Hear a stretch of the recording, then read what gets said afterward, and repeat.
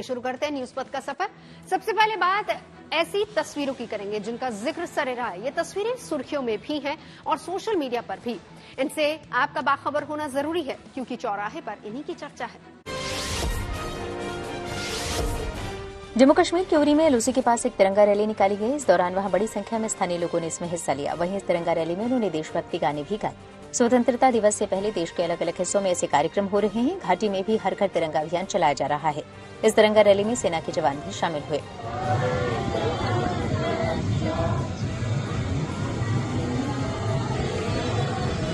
आज तक इस बॉर्डर एरिया पे इस एलओसी के लाइन के ऊपर यहाँ इतना बड़ा प्रोग्राम नहीं हुआ। इसकी हम बड़ी खुशी से इजहार करते हैं कि आज इस एलओसी की लाइन के ऊपर हमारे आज ये प्रोग्राम मनाया गया। इससे हम बड़े खुश हैं और हमने घर घर में तिरंगा लहराया और मैंने भी अपने घर में तिरंगा लाया। इसकी हमें बड़ी खुशी है। राजस्थान के कोटा में वन्यजीव प्रेमियों के लिए अच्छी खबर आई। दरअसल बाघिन T2301 को मुकुंदरा टाइगर हिल्स में छोड़ दिया गया। अब तक ये बाघिन रणथंभौर टाइगर रिजर्व में थी, जहां से लाने से पहले उसका मेडिकल टेस्ट भी हुआ। ये रणथंभौर से शिफ्ट की गई बाघिन T114 की पहली संतान है और उसकी उम्र करीब 2.5 साल है। इसके पिता T108 बाघ को रणथंभौर में जय नाम से जाना जाता है।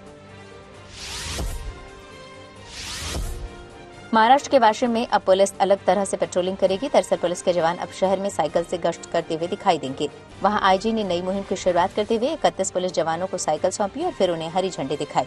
इसका मकसद ये है कि शहर और गांव की तंग गलियों में भी पुलिस जवान पेट्रोलिंग कर सकेंगे। साथ ही साइकिल से इन जवानों की फिटनेस भी बनी रहेगी।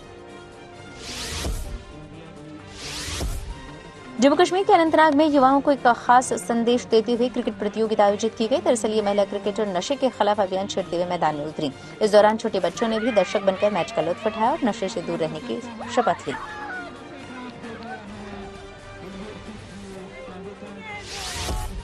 महाराष्ट्र के नासिक में एक तेंदुआ खुद ही मुर्गियों के पिंजरे में फंस गया। दरअसल ये तेंदुआ रात में इन मुर्गियों का शिकार करने के लिए खेत में रखे पिंजरे में घुसा था, लेकिन फिर उसी में फंसकर रह गया। इसके बाद जब सुबह किसान ने देखा तो बाकी ग्रामीणों को भी इसकी खबर लगी। फिर वहां इस तेंदुए को देखने के लिए लोगों की भीड़ जुट गई। बाद में इसकी सूचना वन विभाग को दी गई, जो तेंदुए को पिंजरे समेत अपने साथ ले गया।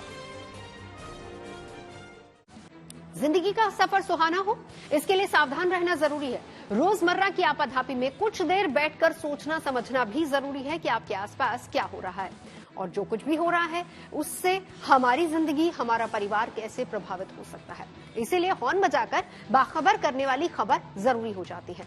और आज की ये खबर कैब के सफर में हो रहे क्राइम से जुड़ी है।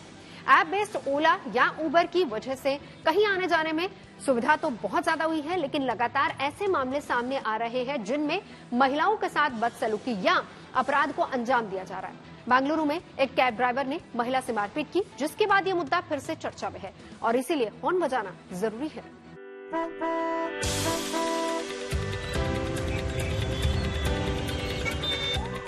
किसी भी वक्त कहीं जाना हो अब कोई टेंशन नहीं होती, क्योंकि ओला या उबर जैसी ऐप बेस्ड सर्विस जो है, इसमें कोई दो राय नहीं कि ऑनलाइन कैब की सुविधा शहरों में कामकाजी लोगों के लिए वरदान की तरह है।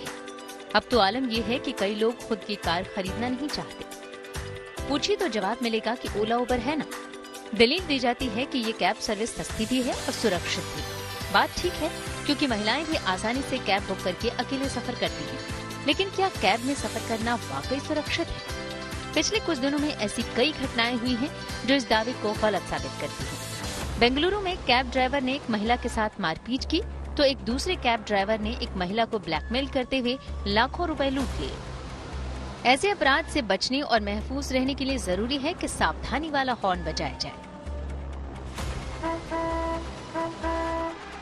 पहले आपको बेंगलुरु की घटना के बारे में बताते हैं। एक महिला ने अपने बेटे को अस्पताल ले जाने के लिए कैब बुक की। जब वो नीचे आई तो उसने एक उबर कैब देखी और उसमें बैठ गई, लेकिन उसे तुरंत एहसास हो गया कि उसकी कैब नहीं है, तो उसने उतरने की कोशिश की। इसका ड्राइवर ने विरोध किया और महिला के साथ मारपीट की। मां को बचाने आए बेटे के साथ भी ड्राइवर ने मारपीट की। हालांकि आसपास मौजूद लोगों ने महिला को हमले से बचाया और मौके पर पहुंची पुलिस ने ड्राइवर को हिरासत में ले लिया। लेकिन उबर के ड्राइवर का ये बर्ताव सुरक्षा को लेकर गंभीर सवाल खड़े कर गया है। बेंगलुरु में ही एक कैब ड्राइवर के अपराध का खुलासा हुआ है। पुलिस के मुताबिक कैब से जा रही महिला फोन पर अपने दोस्त से फाइनेंशियल इश्यूज पर बात कर रही थी। इस बातचीत को कैब ड्राइवर ने सुना और बाद में बचपन का दोस्त बनकर फोन किया। मदद के बहाने उसने महिला से 22 लाख रुपए और करीब 1 किलो सोना ले लिया। इस दौरान वो महिला को ब्लैकमेल भी करता रहा।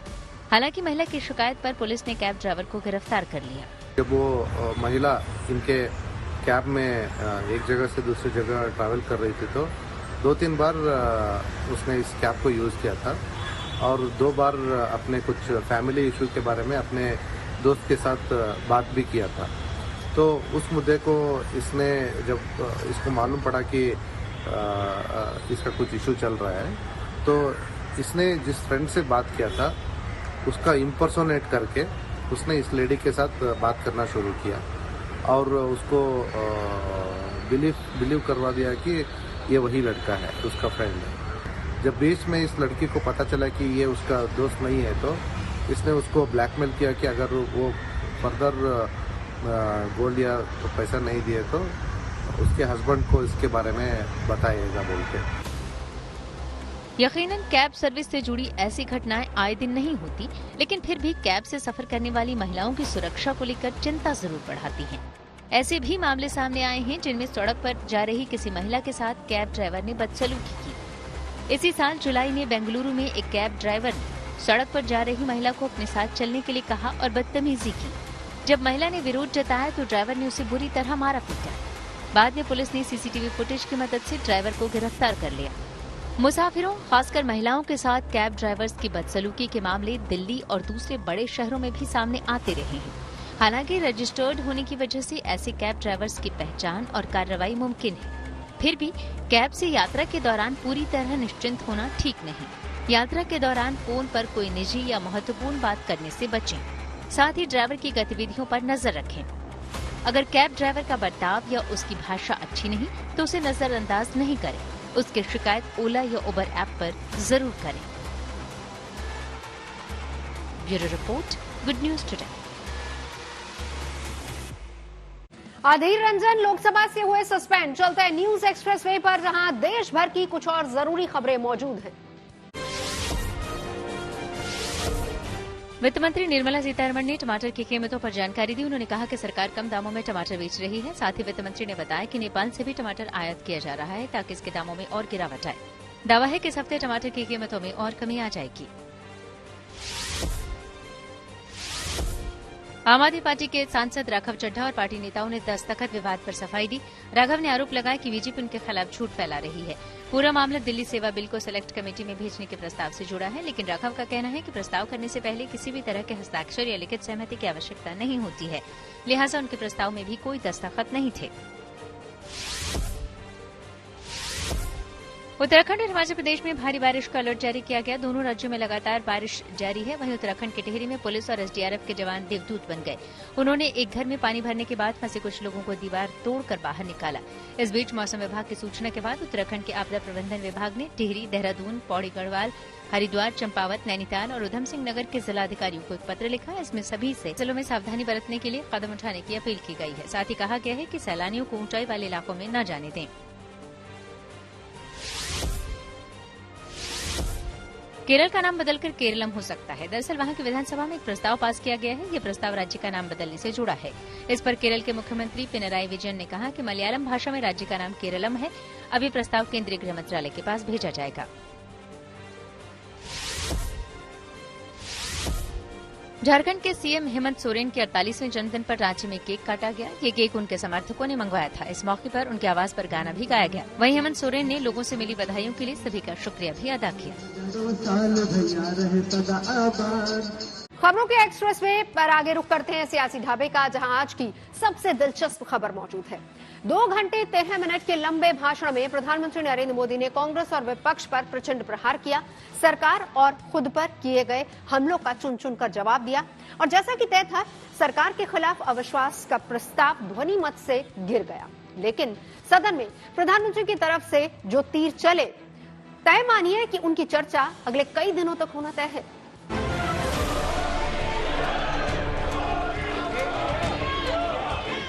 उम्मीद पहले से थी कि जब प्रधानमंत्री लोकसभा में आएंगे, बोलेंगे, तब शोलों की बारिश होगी और कमोबेश हुआ भी है। जिस अविश्वास प्रस्ताव पर पिछले 3 दिनों से गर्मागर्म बहस हो रही थी, जिसके जरिए विपक्ष सरकार को घेर रहा था, उसे प्रधानमंत्री ने अपने लिए वरदान बताया।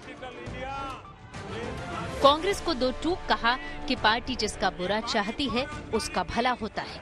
ये भारी बेरोजगारी की और देखिए मजा इस डिबेट का कि फील्डिंग विपक्ष ने ऑर्गेनाइज की, लेकिन चौके छक्के यहीं से लगे।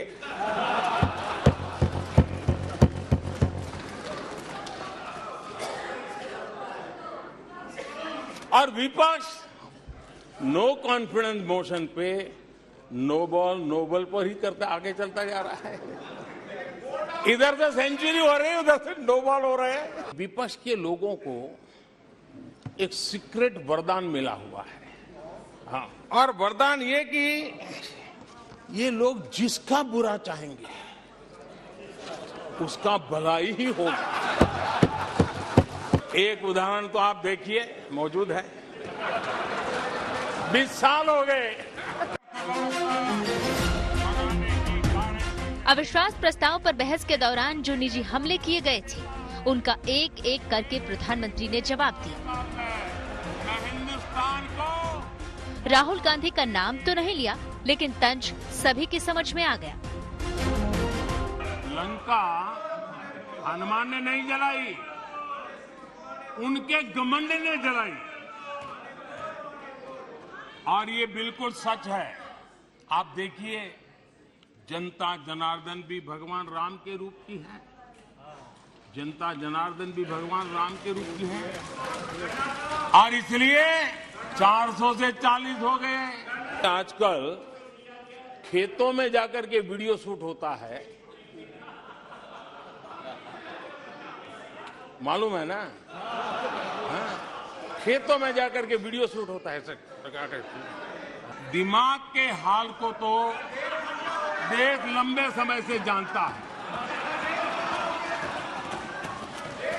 लेकिन अब उनके दिल का भी पता चल गया। कांग्रेस के बाद बारी आई विपक्ष के मोर्चे इंडिया की। इस गठबंधन के अंतर्विरोध बताने के लिए प्रधानमंत्री ने इतिहास के पन्ने खोले। पहले तो कांग्रेस को याद दिलाया कि देश के कई राज्यों में वो वर्षों से नहीं जीती। फिर दावा किया कि नए गठबंधन से भी कुछ हासिल नहीं होने वाला। 61 वर्षों से तमिलनाडु के लोग कह रहे हैं कांग्रेस नो कॉन्फिडेंस। पश्चिम बंगाल में उन्हें आखिरी बार जीत 1972 में मिली थी। पश्चिम बंगाल के लोग 51 सालों से कह रहे हैं कांग्रेस। ये इंडिया गठबंधन नहीं है, एक घमंडिया गठबंधन है। ये इंडिया गठबंधन नहीं है, घमंडिया गठबंधन है। और इसकी बारात में हर कोई दूल्हा बनना चाहता है, सबको प्रधानमंत्री बनना है। हमलों से आहत विपक्ष प्रधानमंत्री के भाषण के बीच ही नाराज होकर सदन से वॉकआउट कर गया। इसके बाद प्रधानमंत्री ने मणिपुर का जिक्र किया और आरोप लगाया कि विपक्ष ने इस मुद्दे पर चर्चा नहीं होने दी और भ्रम फैलाए। हमने कहा था अकेले मणिपुर के लिए आओ, चर्चा करो। गृह मंत्री जी ने चिट्ठी लिख करके कहा था, उनके विभाग से जुड़ा विषय था, लेकिन साहस नहीं था, इरादा नहीं था और पेट में पाप था, दर्द पेट में हो रहा था और फोड़ रहे थे सर। सिवाय राजनीति कुछ करना नहीं है, इसलिए इन्होंने यही खेल किए, यही स्थिति किया। मैं मणिपुर के लोगों से भी आग्रहपूर्वक कहना चाहता हूं, वहां की माताओं, बहनों, बेटियों से कहना चाहता हूं, देश आपके साथ है, ये सदन आपके साथ है। हिंदुस्तान के लोग कुल मिलाकर अविश्वास प्रस्ताव की बहस को प्रधानमंत्री चुनावी मोड में ले गए। सरकार की कामयाबियां गिनाई, कांग्रेस और विपक्ष के मोर्चे पर जमकर बरसे। गुरुवार की सुबह तक विपक्ष अपनी पीठ थपथपा रहा था। शाम होते होते माहौल बदल गया। बहरहाल 2024 की लड़ाई की तलखी और तेवर का ट्रेलर तो दिख गया। Bureau report, good news today. और न्यूज पथ पर आगे धन बाजार, जहां शेयर बाजार से लेकर कारोबार तक की सभी अहम खबरें हैं और इसका सीधा रिश्ता आपकी आमदनी और जेब से है। तेज रफ्तार खबरों के बीच कहीं ये जरूरी खबरें छूट न जाएं, इसलिए चलिए रुक कर लेते हैं धन बाजार का। शेयर बाजार में गिरावट रही। सेंसेक्स 308 अंक फिसलकर 65,688 पर बंद हुआ। वहीं निफ्टी में 89 अंकों की गिरावट रही। ये 19,543 पर बंद हुआ। सेंसेक्स के 30 शेयरों में से 11 में तेजी और 19 में गिरावट देखने को मिली। दिल्ली सर्राफा बाजार में सोने चांदी की कीमत में गिरावट देखने को मिली। सोना 250 रुपए सस्ता हुआ, यानी दिल्ली में अब 10 ग्राम सोने की कीमत 59,800 रुपए हुई। वहीं चांदी की कीमत में भी 300 रुपए की गिरावट आई। दिल्ली में अब 1 किलो चांदी की कीमत 73,300 रुपए हुई। पिछले 2 बार की तरह इस बार भी रेपो रेट में कोई बदलाव नहीं किया गया। मतलब रेपो रेट 6.5% ही रहेगा और इस तरह होम लोन या ऑटो लोन लेने वालों पर ईएमआई का बोझ नहीं बढ़ेगा। 2 दिन तक चली आरबीआई की मॉनेटरी पॉलिसी कमेटी की बैठक के बाद गवर्नर शक्तिकांत दास ने ये घोषणा की। इससे पहले अप्रैल और जून में हुई बैठक में भी आरबीआई ने ब्याज दरों में कोई बदलाव नहीं किया था। आरबीआई ने मौजूदा वित्त वर्ष के लिए जीडीपी ग्रोथ रेट 6.5% रहने का अनुमान जताया है। वहीं महंगाई दर 5.4% रहने का अनुमान है। इससे पहले आरबीआई ने ये दर 5.1% रहने की संभावना जताई थी। वहीं इस बीच आरबीआई को आशंका है कि टमाटर की बढ़ी कीमतों का असर दूसरी सब्जियों के दाम पर भी पड़ सकता है। आरबीआई की मॉनेटरी पॉलिसी कमेटी की बैठक के बाद ये बात सामने आई है कि उसने यूपीआई भुगतान में आर्टिफिशियल इंटेलिजेंस के इस्तेमाल का भी प्रस्ताव दिया है। पाकिस्तान में बिगड़े आर्थिक हालात के बीच साउथ कोरियन कार निर्माता कंपनी किया ने वहां अपनी कुछ डीलरशिप बंद करने का ऐलान किया है। कंपनी पाकिस्तान में 4 डीलरशिप में ऑपरेशन बंद करने जा रही है। किया मोटर पाकिस्तान ने अपने आधिकारिक सोशल मीडिया हैंडल से इस बात की जानकारी दी। कंपनी के मुताबिक वहां कारोबार अच्छा नहीं होने की वजह से कंपनी डीलरशिप में ऑपरेशन बंद कर रही है। इससे पहले पाकिस्तान सुजुकी मोटर कंपनी ने भी पाकिस्तान में अपने कार और बाइक प्लांट बंद रखने का फैसला किया था। कंपनी ने इसके लिए पाकिस्तान में आयात पर लगे प्रतिबंधों का हवाला दिया था। एयर इंडिया का नया लोगो लॉन्च कर दिया गया। दिल्ली में एक कार्यक्रम के दौरान टाटा सन्स के चेयरमैन एन चंद्रशेखरन ने इसे लॉन्च किया। टाटा सन्स ने हाल ही में एयर इंडिया को खरीदा था। इसके बाद से इसमें कई बदलाव किए जा रहे हैं। और अब बुक करते हैं प्रगति मार्ग का, जहां ऐसी खबरें हैं जो देश की तरक्की, प्रगति और लोगों की काबिलियत दिखाती है। जम्मू कश्मीर अब तेजी से विकास के पथ पर लौट रहा है। यहाँ अब शांति है, सुकून है। घाटी एक बार फिर से सैलानियों से गुलजार हो रही है। एलओसी के पास आखिरी गांव केरन में पर्यटन शुरू हो गया है, जिससे स्थानीय लोगों को कारोबार बेहतर होने की उम्मीद जगी है। केरन जम्मू कश्मीर का वो इलाका है जहां से सैलानी अखंड कश्मीर का दीदार कर सकते हैं।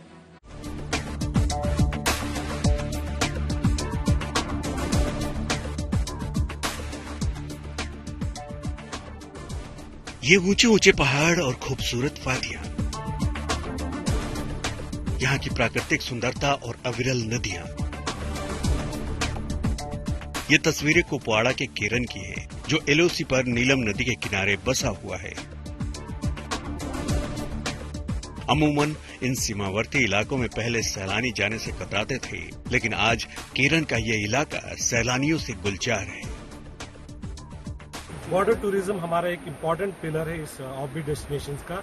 आज का यहाँ पे जो ये टूर है जो डिस्ट्रिक्ट एडमिनिस्ट्रेशन के साथ हमने किया है, इसका मकसद ही ये है कि बॉर्डर टूरिज्म को प्रमोट करना। हमने काफ़ी होम स्टेज यहाँ पे रजिस्टर किए हैं।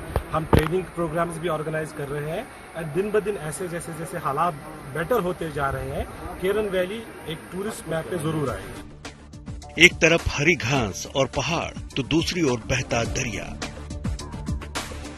सबसे खास बात तो ये है कि यहाँ से सैलानी कश्मीर के उस हिस्से का भी दीदार कर सकते हैं जो पाकिस्तान के अवैध कब्जे में है। श्रीनगर से केरन की दूरी करीब 100 किलोमीटर है। केरन जाने के लिए श्रीनगर से टैक्सी की सुविधा मौजूद है। इसके साथ ही सैलानी श्रीनगर से कुपवाड़ा के करालपुरा तक बस के जरिए पहुंच सकते हैं। फिर करालपुरा से केरन के लिए टैक्सी लेनी पड़ेगी। इसके साथ ही सैलानी जम्मू के रास्ते भी केरन जा सकते हैं। अब जम्मू कश्मीर सरकार ने पिछले कुछ सालों के दौरान इस पूरे इलाके को पर्यटन के नक्शे पर लाया है, ताकि यहाँ पर्यटन रूबरू पाकिस्तान के लोगों की जिंदगी आमने सामने देखी। यहाँ तक कि यहाँ रिश्ते भी हैं।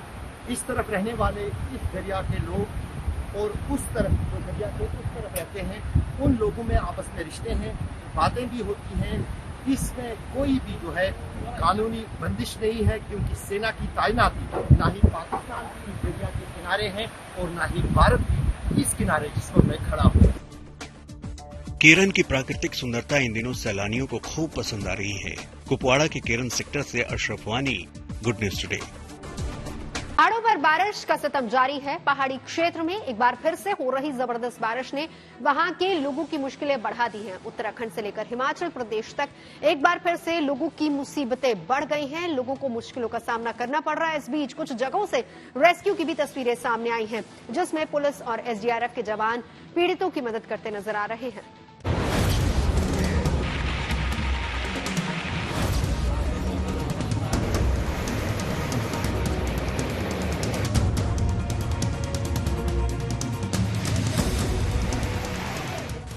पहाड़ों में एक बार फिर हो रही जबरदस्त बारिश ने लोगों की मुश्किलें बढ़ा दी हैं। उत्तराखंड से लेकर हिमाचल प्रदेश तक में मुसीबत का सामना करना पड़ रहा है।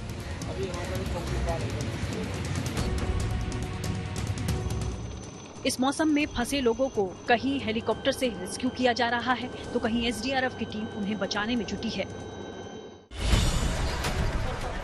तस्वीरें ऋषिकेश की हैं। मुनिकीरेती और ढालवाला खारा स्रोत में हुई भारी बारिश के चलते लोगों के घरों में पानी भर गया। लोग घर में बुरी तरह बेबस हो गए। मामले की जानकारी मिलते ही एसडीआरएफ और पुलिस और प्रशासन की टीम मौके पर आई, जिसके बाद शुरू हुआ रेस्क्यू ऑपरेशन। चलो सभी लोग बारात घर में चलो, नीचे सेफ जगह में। सर उधर ले चलते हैं सेफ जगह में, यहाँ पे खतरा है। सब ऊपर चलो, नीचे चलो। एक एक कर 50 से ज्यादा लोगों को घरों से निकालकर एसडीआरएफ की टीम ने सुरक्षित स्थान पर पहुंचाया, जिसके बाद उन्होंने राहत की सांस ली। तुरंत मैंने एसडीआरएफ टीम को फोन किया और उन्होंने भी क्विक रिस्पांस देकर मेरे साथ चले आए और इस तरीके से उन्होंने जो है फैमिली को रेस्क्यू किया।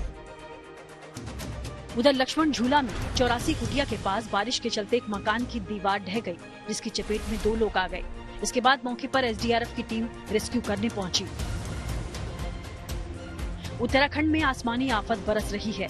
कहीं भीषण बारिश से तो कहीं बादल फटने से तबाही मच रही है। कोटद्वार में बादल फटने से मकानों को नुकसान पहुंचा है। लोगों के घर गिर गए हैं। एक तो बादल फटने की मुसीबत, उस पर से बारिश। कोटद्वार में भी एसडीआरएफ की टीम नदी के पास फंसे लोगों का रेस्क्यू करती नजर आई। भारी बारिश से हरिद्वार में गंगा भी खतरे के निशान से ऊपर पहुंच गई है। नदी का जलस्तर बढ़ने से शामपुर कांगड़ी में तटबंध भी टूट गया। एसडीआरएफ और गोताखोरों की टीम के साथ यहां पुलिस प्रशासन भी अलर्ट पर है। सूचित किया जाता है कि नदी का जलस्तर खतरे के निशान के ऊपर बह रहा है। कृपया कोई भी नदी में ना जाए, किसी भी प्रकार का अपना जानवर नदी की तरफ ना जाने दें। बैंक्स पे लोग रह रहे थे, उनको शिफ्ट करा दिया गया। लगातार थाना शामपुर की पुलिस टीम अनाउंसमेंट्स करवा रही है और यहाँ पे हमारे साथ कंपनी भी नियुक्त है, एसडीआरएफ की भी टीम नियुक्त है और उचित पुलिस बल को भी नियुक्त किया गया है। अलर्ट की स्थिति है, पर अभी किसी भी तरह की क्षति नहीं पहुंची है किसी को भी, और सभी को बताया गया है कि सुरक्षित रहें और बैंक्स से, तटों से दूर रहें। उत्तराखंड के अलावा हिमाचल प्रदेश में भी बारिश का कहर जारी है। बचाव दल लोगों को सुरक्षित जगह पर पहुंचाने में जुटा है। ये तस्वीरें धर्मशाला की हैं, जहां फंसे लोगों के बचाव के लिए वायुसेना की मदद लेनी पड़ी। बड़ा भांगला में पशुपालन विभाग में फंसे लोगों को एयरलिफ्ट कर निकाला गया। फंसे हुए 5 लोगों को सुरक्षित निकालकर उन्हें अस्पताल पहुंचाया गया। न्यूज पथ के सफर में अब सोशल अड्डा पर थोड़ा रुकते हैं और आज के मुद्दे पर लोगों की राय जानते हैं। सोशल अड्डा में आज का मुद्दा कांग्रेस सांसद राहुल गांधी के फ्लाइंग किस से जुड़ा हुआ है। बीजेपी ने संसद में राहुल गांधी के फ्लाइंग किस के मुद्दे को ये कहकर बड़ा तूल दे दिया कि ये सदन में महिला सांसदों के अपमान का मामला है। सवाल ये है कि क्या वाकई राहुल गांधी के फ्लाइंग किस करने से महिला सांसदों का अपमान हुआ है। मणिपुर में मारना चाहते हो। ऐसी गरिमा विहीन आचरण को इस देश के सदन में कभी नहीं देखा गया। लोकसभा में अविश्वास प्रस्ताव पर चर्चा के दूसरे दिन सबकी नजरें राहुल गांधी के भाषण पर थी। मणिपुर मुद्दे पर उन्होंने बीजेपी और मोदी सरकार पर तीखे हमले भी किए, लेकिन वो अपने भाषण से ज्यादा अपनी एक फ्लाइंग किस की वजह से चर्चा में आ गए, जिसे केंद्रीय मंत्री स्मृति ईरानी ने तुरंत मुद्दा बनाकर राहुल पर तीखा हमला बोला। उन्होंने जाते जाते एक अभद्र यहाँ पर लक्षण के दर्शन दिए। It is only a misogynistic man who can give a flying kiss to a parliament which seats female members of parliament. ऐसी गरिमा विहीन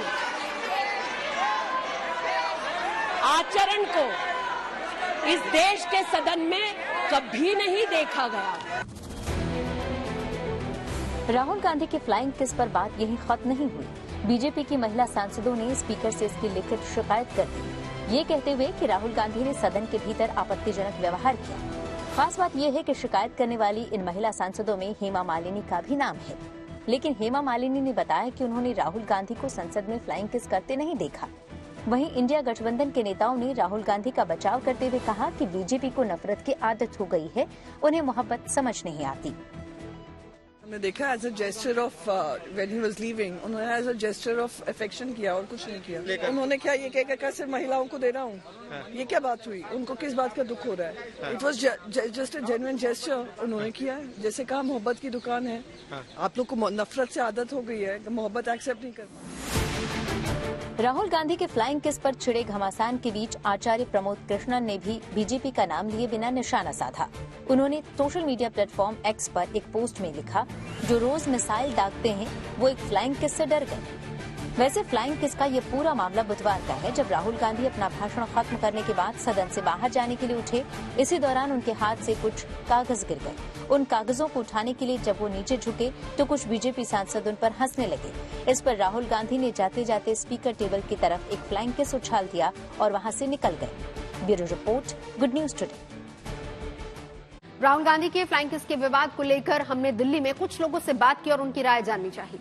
पूरी घटना को आपने देखा कि किस तरह से राहुल गांधी ने अपनी स्पीच के बाद फ्लाइंग किस दे दिया। आप इसे किस तरह से देखते हैं? सर मुझे तो ऐसा लगता है ये चीजें गलत है। आप ऐसे जगह पे बैठे हो या ऐसे जगह के अंदर आप जा रहे हो और वहाँ पे ऐसी चीजें करना, इनसे पहले भी वो उठ के मोदी जी को गले लगा लिए थे। ये सब चीजें बचकानी लगती है सर। इतने बड़े जगह पे आप बैठे हो, आप एक बहुत यूथ के नजर में बहुत बड़ा नेता हो आप, और आप ऐसी चीजें कर रहे हो तो गलत चीजें है सर। फ्लाइंग किस बुरी बात है?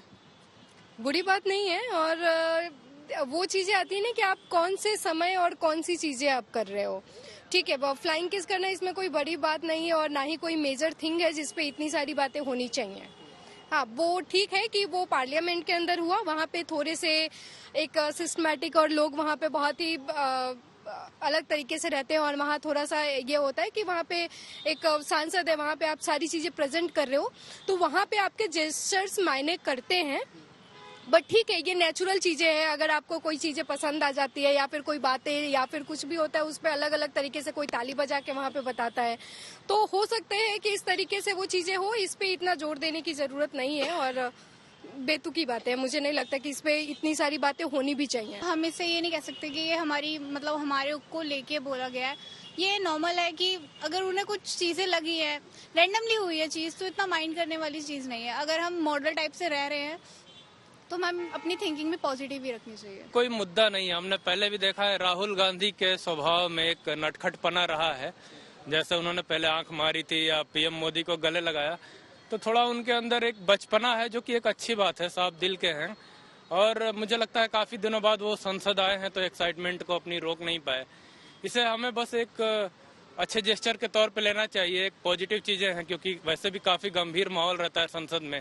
ये उन्होंने इंटेंशनली किया या जानबूझ के किया, उन्हें ऐसा नहीं करना चाहिए था। मैं तो यही कहना चाहूँगा, क्योंकि आप जब सभा में बैठे हैं, वहाँ पे हजारों कई लोग बैठे हुए हैं, तो आपको जो भी आप अपने एक्सप्रेशंस व्यू कर दे रहे हैं तो उन्हें सोच समझ के करने चाहिए। अब हो सकता है वो उन्होंने इंटेंशनली किया हो, क्योंकि उनके पीछे काफ़ी वो चर्चा में भी रहे हैं। तो हमसे अच्छा तो वही जान सकते हैं, बट लेकिन उन्हें ऐसा नहीं करना चाहिए था। व्हाट्सएप पर अब ग्रुप कॉल हो सकेगी शेड्यूल। टेक्नोलॉजी से जुड़ी ऐसी हर खबर को जानने और समझने के लिए चलिए चलते हैं डिजिटल गली। नोकिया ने भारत में 2 नए मोबाइल लॉन्च किए। इसमें नोकिया 130 म्यूजिक और नोकिया 150 2G शामिल है। नोकिया 130 की कीमत 1,849 रुपए, जबकि नोकिया 150 मोबाइल 2,699 रुपए में मिलेगा। खबर है कि जल्द यूजर्स व्हाट्सएप में ग्रुप कॉल शेड्यूल कर सकेंगे। इसके लिए टेस्टिंग भी शुरू हो चुकी है, यानी इस फीचर की मदद से ग्रुप के सदस्य कॉल को शेड्यूल कर पाएंगे। कॉल शेड्यूल करने के बाद ग्रुप में एक इवेंट क्रिएट होगा। इसके साथ ही कॉल शुरू होने से 15 मिनट पहले रिमाइंडर मैसेज भी चला जाएगा। कार कंपनी टोयोटा किर्लोस्कर ने कई बेहतरीन टेक्नोलॉजी से लैस रूमियन कार को लॉन्च कर दिया। इस कार का इंजन स्मार्टफोन से स्टार्ट और बंद हो सकता है। इतना ही नहीं, इसमें स्मार्ट वॉच कनेक्टिविटी समेत कई नए फीचर भी मिलेंगे। दावा है कि इस कार के पेट्रोल वेरिएंट में माइलेज करीब 21 किलोमीटर प्रति लीटर है, तो सीएनजी वेरिएंट में ये 26 किलोमीटर की माइलेज देती है। जल्द इसकी कीमत का ऐलान किया जाएगा। पाकिस्तान की नेशनल असेंबली हुई भंग। चलते हैं न्यूज एक्सप्रेसवे पर, जहां दुनिया की कई और जरूरी खबरें मौजूद हैं। पाकिस्तान में आम चुनावों का रास्ता साफ हो गया। दरअसल वहां की नेशनल असेंबली समय से पहले ही भंग कर दी गई। बुधवार को शहबाज शरीफ ने इसकी सिफारिश राष्ट्रपति आरिफ अलवी के पास भेज दी थी, जिसे बाद में मंजूरी दे दी गई। शहबाज सरकार ने अपना कार्यकाल खत्म होने से 3 दिन पहले से भंग कर दिया। अब जल्द ही कार्यवाहक प्रधानमंत्री को नियुक्त करने की प्रक्रिया शुरू हो जाएगी। रूस ने दावा किया कि अब उसने 11 यूक्रेनी ड्रोन मार गिराया। उसके मुताबिक ये ड्रोन मॉस्को की ओर जा रहे थे। मॉस्को के मेयर सर्गेई सोबियानिन ने कहा कि जैसे ही रूस की सुरक्षा एजेंसियों ने इन्हें देखा तो उन्हें तुरंत ढेर कर दिया गया। इससे पहले भी रूस ने मॉस्को की ओर जाने वाले कुछ ड्रोन मार गिराने का दावा किया था।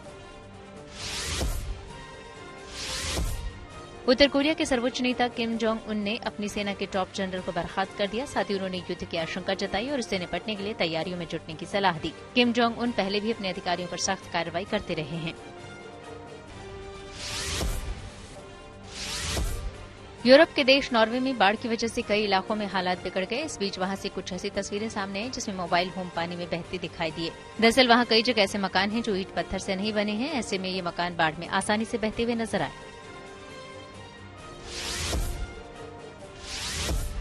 खबर है कि अफ्रीकी देश नाइजर में तख्ता पलट के शिकार हुए राष्ट्रपति मोहम्मद बजौम को कई मुश्किलों का सामना करना पड़ रहा है। एक रिपोर्ट के मुताबिक उन्हें सेना ने उनके घर में हिरासत में रखा है और वो सिर्फ चावल और पास्ता खाकर अपना पेट भर रहे हैं। वहीं इस बीच यूएन महासचिव एंटोनियो गुतेरेस ने भी बजौम की हालत पर चिंता जताई और बताया कि उन्हें बिजली और दवा जैसी सुविधाएं भी नहीं मिल पा रही हैं। पहलवान राजघाट पर नहीं कर सके प्रेस कॉन्फ्रेंस। खेल जगत की और खबरों को जानने के लिए रुख करते हैं खेल चक्कर का। शिखर धवन ने एशियन गेम्स के लिए टीम इंडिया में अपना नाम न होने पर हैरानी जताई। उन्होंने कहा कि जब उनका नाम एशियन गेम्स के लिए टीम में नहीं था तो वो थोड़े हैरान थे। वहीं शिखर ने कहा कि उन्हें नहीं पता कि भविष्य में क्या होगा, लेकिन अगर कोई मौका मिलता है तो वो इसके लिए तैयार रहेंगे। एशियन गेम्स अगले महीने सितंबर-अक्टूबर में होंगे, जिसके लिए बीसीसीआई भी अपनी टीम भेज रही है। इंग्लैंड में घरेलू क्रिकेट खेल रहे पृथ्वी शॉ ने दोहरा शतक ठोक दिया। उन्होंने वनडे कप में नॉर्थैम्प्टन शर की ओर से खेलते हुए 153 गेंदों में 244 रन बनाए। ये लिस्ट ए क्रिकेट में उनकी बेस्ट पारी है। इससे पहले फरवरी 2021 में उन्होंने पुदुचेरी के खिलाफ विजय हजारे ट्रॉफी में 227 रन का स्कोर बनाया था। पृथ्वी शॉ की इस पारी की बदौलत उनकी टीम ने समरसेट को 87 रनों से हरा दिया। टेनिस खिलाड़ी अंकिता रैना पोलैंड में चल रहे कोजरकी ओपन के डबल्स में सेमीफाइनल में पहुंच गए। उन्होंने यूक्रेन की अपनी जोड़ीदार डायना यास्नेम्स्का के साथ क्वार्टर फाइनल मैच में 6-1 और 6-4 से जीत हासिल की। मलेशिया में होने वाली विश्व बैडमिंटन चैंपियनशिप के लिए ड्रॉ घोषित हो गए। इसमें पीवी सिंधु को पहले दौर में बाई मिला। उन्हें 16वीं वरीयता मिली है और अब वो दूसरे दौर से टूर्नामेंट में अपनी शुरुआत करेंगी। सात्विक साईराज, रंकी रेड्डी और चिराग शेट्टी की जोड़ी को भी पहले दौर में बाई मिला। ब्रजभूषण शरण सिंह के खिलाफ मोर्चा खोलने वाले पहलवान दिल्ली के राजघाट में प्रेस कॉन्फ्रेंस नहीं कर सके। विनेश फोगाट ने बताया कि पुलिस ने राजघाट पर धारा 144 लगा दी है और उन्हें प्रेस कॉन्फ्रेंस करने से रोक दिया। साथ ही विनेश ने बताया कि अगली प्रेस कॉन्फ्रेंस का समय और जगह जल्दी फाइनल किया जाएगा। न्यूज पथ में अभी के लिए मेरे साथ फिलहाल इतना ही। आप देखते रहिए गुड न्यूज टुडे।